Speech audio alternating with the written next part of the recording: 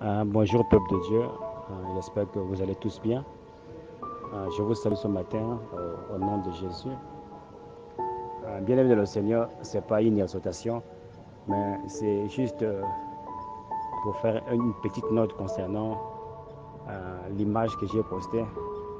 Ça m'a été envoyé par un ami et vraiment ça a transformé ma manière de voir les choses.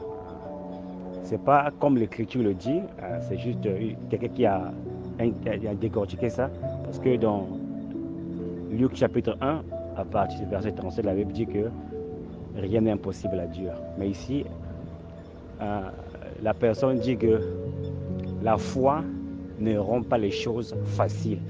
Et c'est ce qui est dommage pour beaucoup d'entre nous.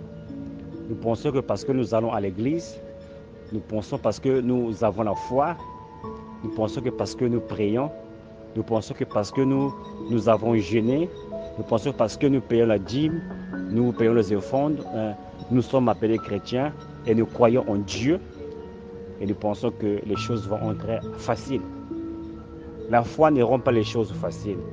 Au contraire, elle les rend possibles.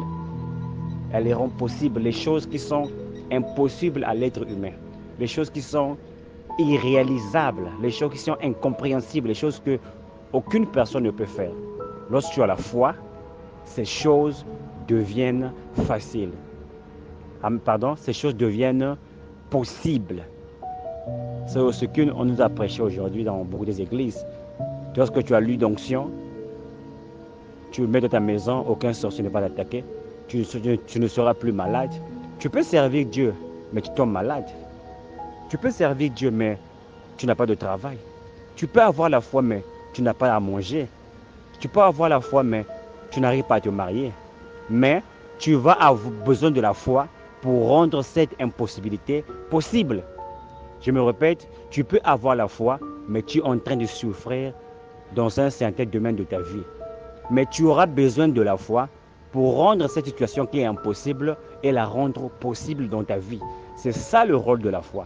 La foi n'est pas un facilitateur qui rend les choses faciles, mais la foi rend les choses possibles. Nous devons sortir de cette mentalité que si je crois, j'aurai tout ce que je veux, quand je veux. C'est comme si les gens pensaient que la foi était un bâton magique. Un bâton magique, tu appuies sur le mot, je vais aller en France, paf, tu as le visa, tu vas en France. Je vais manger le KFC today, paf, tu as le KFC à la maison. C'est pas ça la foi. Parfois, Dieu nous met dans une situation complètement difficile, afin de pouvoir manifester ta gloire. Et c'est ta foi qui va te faire sortir de ces situations-là. Que Dieu vous bénisse. Bien-aimé le Seigneur, ce n'est pas parce que tu as la foi que les choses vont être faciles pour toi. Nous devons oublier ce genre d'enseignement.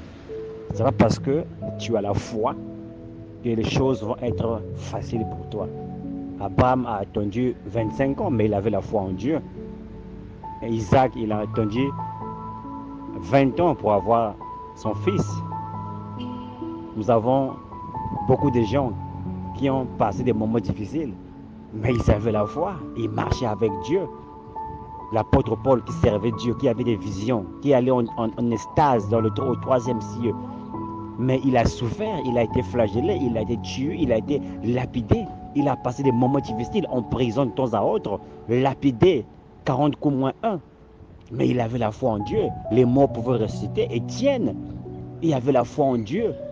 Dans Actes chapitre 8, on l'a lapidé, il est mort. Vous voyez? Donc nous ne devons pas penser que parce qu'on a la foi, et si ton enfant est malade, il ne va pas mourir. Nous devons oublier ça. Tu peux avoir la foi et ton enfant meurt. Tu peux avoir la foi et tu perds ton travail. Tu peux avoir la foi, ta femme meurt. Tu peux avoir la foi, ta voiture est dans un accident. Tu peux avoir la foi, tu tombes malade. Tu peux avoir la foi, tu as la tuberculose. Mais ces choses qui t'arrivent, qui sont difficiles, que les gens ne peuvent pas surmonter, toi, à cause de ta foi, tu vas les surmonter. Voilà la différence. On traverse les mêmes difficultés, les gens qui n'ont pas la foi et les gens qui ont la foi. Mais ce qui nous aide, la Bible dit que nous avons vaincu le monde, surtout avec notre foi. Vous voyez? Donc, nous tous, nous passons par les mêmes difficultés. Celui qui ne prie pas est celui qui prie. Mais toi, ce qui va te faire sortir de cette stérilité, qui va te faire sortir de ce problème ou de cette maladie incurable, c'est lorsque tu as la foi. Et la foi rendra cette chose qui t'a gardé captif pendant des années, rendra cela possible par la foi. Mais la foi n'amène pas la facilité comme on nous l'enseigne. C'est-à-dire quand tu pries à Dieu, automatiquement tu as la chose. Comme j'ai dit dans ma première note, la foi n'est pas un bâton magique. Tu peux avoir la foi, mais tu attends un enfant pendant 20 ans. Tu peux avoir la foi, mais tu tombes malade, on prie pour toi, tu ne guéris pas. Mais tu as la foi en Dieu. Tu vis la parole de Dieu. Mais pour que tu sors de cette situation-là, tu auras besoin de la foi. Parce que ça devient impossible aux yeux du docteur. Ça devient impossible aux yeux de ta famille. Ça devient impossible à tous ceux qui sont autour de toi. Mais à cause de ta foi, tu sortiras de cette situation-là. Voilà ce que la foi nous donne dans la vie. Ce n'est pas la facilité, mais c'est la possibilité. Ce qui est impossible devient possible. Même quand ça dure longtemps. Même quand on a l'impression que ça ne va jamais se résoudre. Aussi longtemps que tu gardes ta foi, Dieu te fera sortir. Que Dieu te bénisse. Et bien aimé le Seigneur, lorsque nous essayons encore d'examiner l'histoire de Lazare, qui est l'exemple le plus choquant, le plus encourageant pour ce qui concerne la marche d'un chrétien. Et je bénis Dieu pour l'exemple que le pasteur Théo nous a donné ce matin. Et il y a un point qui m'est venu à l'esprit en entendant le pasteur Théo, c'est Jean 11 à partir du verset 3. Il y a un élément clé qui parfois, lorsque ça nous revient à l'esprit, on se décourage. On se décourage. C'est un élément très important que je voulais qu'on en discute ce matin. La Bible dit, les sœurs envoyèrent dire à Jésus, alléluia, Seigneur, voici celui que tu aimes est malade. Bien-aimé le Seigneur, Jésus aimait Lazare. Je répète, Jésus aimait Lazare. Et c'est ce que beaucoup d'entre nous disons. Je suis un enfant du Seigneur Dieu. Dieu m'aime. Il est mort pour moi. Il a payé un grand prix pour moi. Il est mort pour moi. Jésus m'aime. Et on chante même, le Seigneur m'aime, il est amour. Ton amour inonde en moi, beaucoup de chants. Mais lorsque le malheur frappe à la porte, lorsque le désarroi, lorsque le désespoir frappe à la porte, parfois c'est seulement la maladie, mais lorsque la maladie arrive à la mort, beaucoup d'entre nous, si nous sommes sincères avec nous-mêmes, nous allons dire que Dieu ne m'aime plus. Pourquoi je dois passer par une telle situation? Malgré l'amour de Dieu pour Lazare, malgré l'amour de Jésus pour Lazare, Jésus a permis que Lazare puisse connaître la tombe.